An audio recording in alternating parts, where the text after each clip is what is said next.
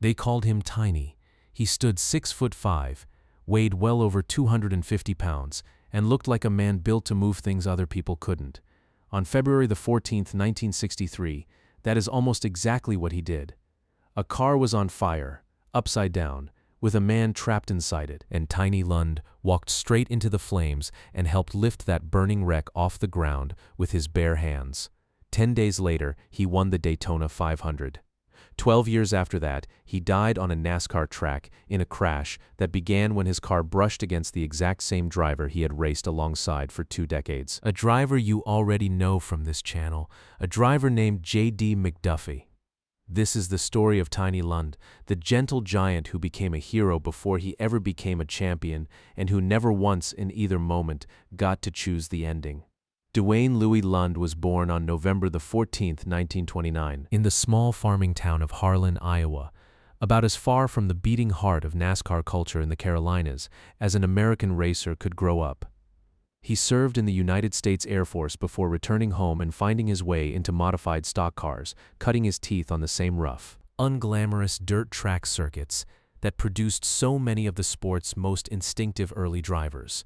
He was, by every account from people who watched him race in those years, exactly what his size suggested.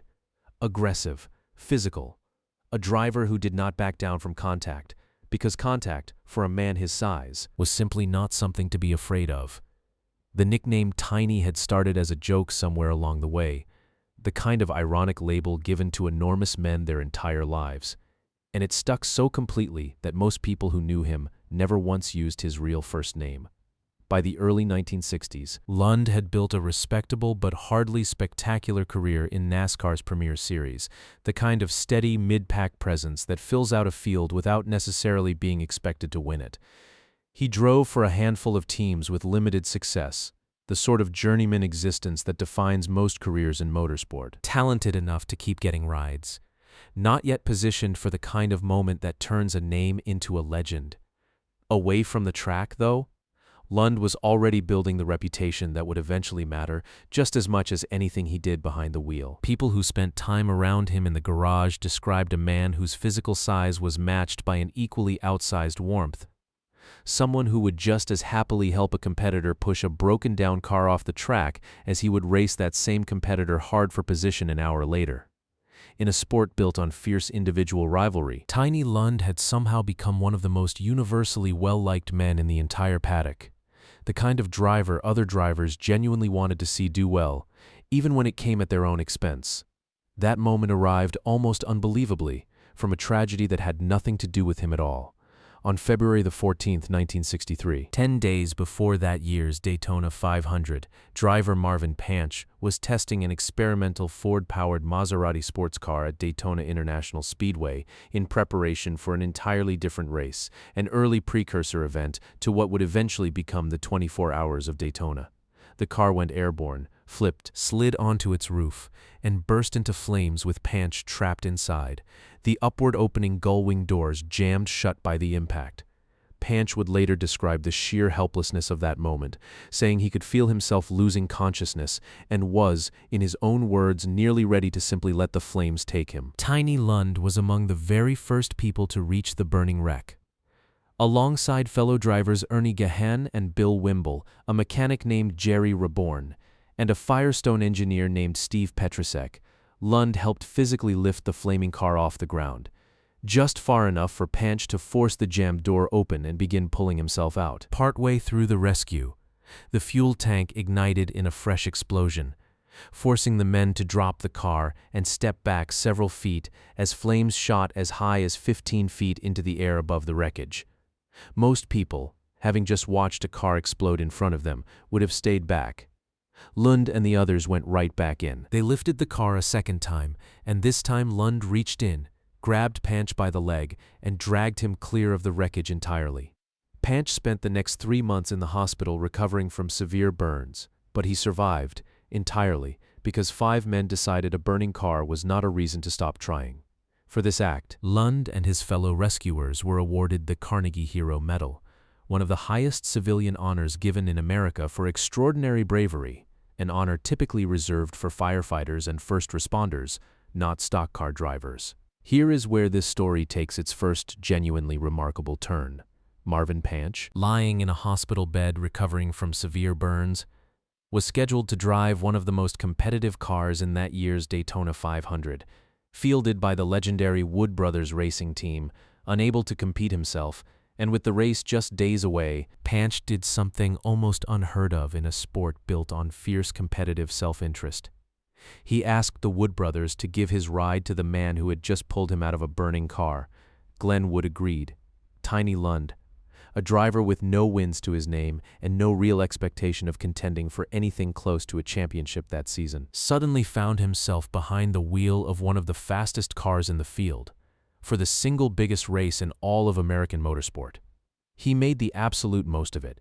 Lund drove a smart, disciplined race, managing his fuel carefully enough that he needed only 4 pit stops while several of his closest competitors required 5. A strategic advantage that existed largely because the race had started under a caution period that slowed the early laps and stretched his fuel window just enough. On the final lap, his car was running dangerously low on fuel, coasting as much as racing, but it was enough. Tiny Lund held off future Hall of Famers Fred Lorenzen and Ned Jarrett to win the 1963 Daytona 500, the first Cup Series victory of his career, achieved in a car he was only driving because he had run into a fire 10 days earlier. It remains one of the most genuinely improbable, feel-good stories in the entire history of the sport, a moment where basic human decency looped directly back around into personal glory in a way real life almost never allows. Sports writers at the time struggled to even categorize what they had just watched. A journeyman driver with no prior wins, handed the ride of a lifetime purely as a gesture of gratitude, going on to outdrive 2 of the most naturally gifted wheelmen of his generation on the sport's biggest stage.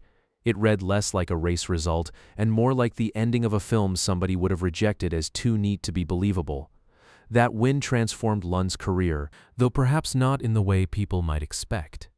He never became a dominant, multiple championship contending superstar in NASCAR's Premier Series. Instead, he built a long, respected, 20-year career across Cup and Grand American competition, picking up additional Cup wins along the way, including a Daytona Permitex 300 victory in 1970, and claiming Grand American championships in 1968, 1970, and 1971.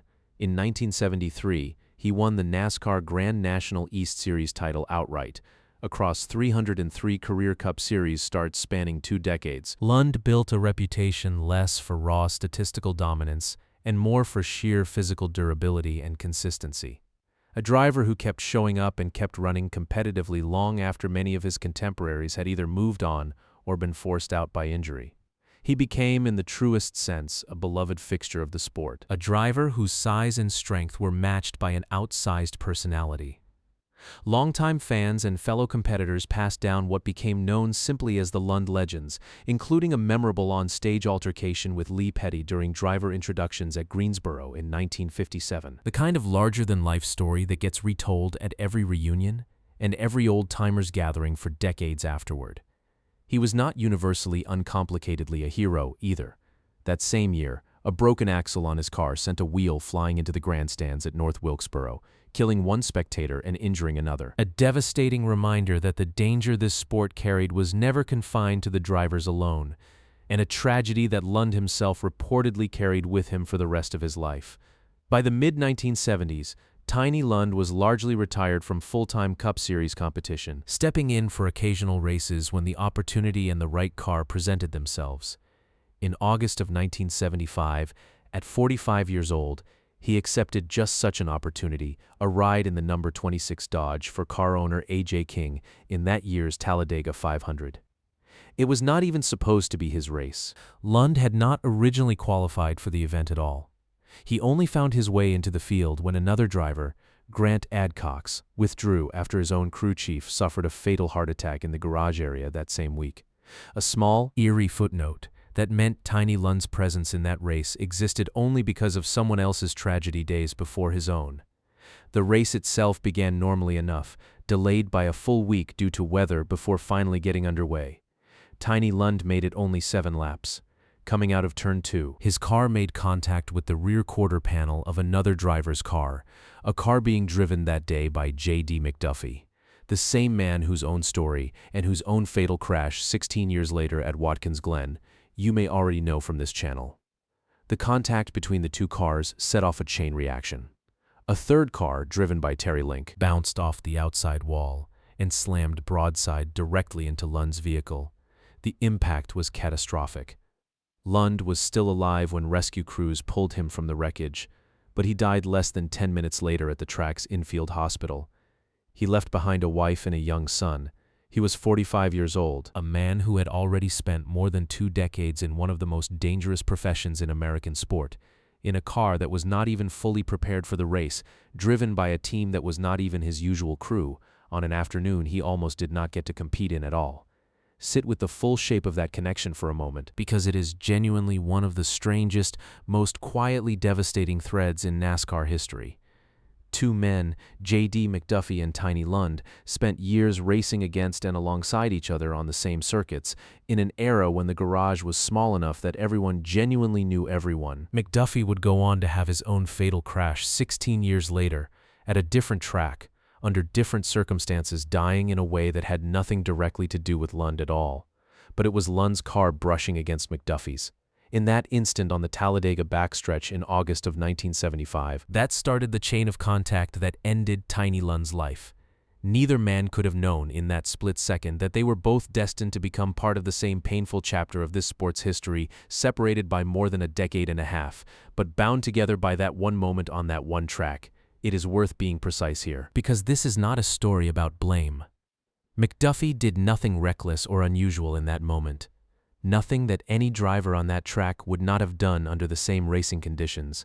It was simply proximity, the ordinary, unremarkable contact that happens dozens of times in any given stock car race that happened on this one specific afternoon, to trigger a chain of events with fatal consequences for the man beside him. The racing world's reaction to Lund's death reflected exactly how deeply he was loved, not just as a champion, but as a person. He was not simply mourned as a Daytona 500 winner. He was mourned as the man who had run into a burning car for a friend, who had turned that single selfless act into the greatest moment of his own career, and who had spent the following 12 years being exactly the kind of larger-than-life, generous presence that made the entire garage genuinely fond of him. Fellow competitors who had raced against him for years described losing not just a rival, but one of the people who made the entire traveling circus of NASCAR feel like a genuine community rather than simply a business. In the decades since his death, that affection has never faded. He was inducted into the International Motorsports Hall of Fame in 1994. NASCAR named him one of its 50 greatest drivers in 1998, and included him again on its list of the 75 greatest drivers in 2023, a full 48 years after his death. A rare honor for a driver whose statistical career, wins and championships alone, would not obviously place him among the sport's absolute elite. The National Dirt Late Model Hall of Fame inducted him in 2016. Back home in Harlan, Iowa, a small town that never stopped claiming him as its own. Festivals and commemorations still keep his memory alive for a new generation that never got to watch him race, and grandstands and racing facilities across the Midwest continue to carry his name, ensuring that a boy from a small Iowa farming town is never fully forgotten by the sport he gave his life to. So why does Tiny Lund's story deserve to be told with this much weight, exactly 51 years after that afternoon at Talladega? Because his life traces a genuinely rare arc in motorsport, one that begins with an act of pure, physical courage that had nothing to do with competition at all. A moment where a massive man ran toward danger instead of away from it, for a rival he barely had reason to save. That single decision rewrote the entire rest of his career, handing him the biggest win of his life as a direct, almost poetic consequence of his own decency. And then, more than a decade later, the sport that had given him that gift took everything back, in a crash that, through the strangest and most unlikely of connections, ties his story permanently to another driver's tragedy that this channel has already told. Tiny Lund did not choose to become a hero on February the 14th, 1963. He simply saw a burning car and moved toward it.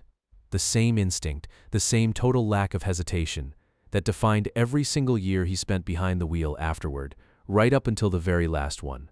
If this story affected you the way it affected me while researching it, do us a favor and hit subscribe, because every week on this channel, we dig into another one of these stories. The crashes, the connections, and the quiet acts of courage that shaped motorsport history far more than the record books usually give them credit for. Thank you for watching, and we will see you in the next one.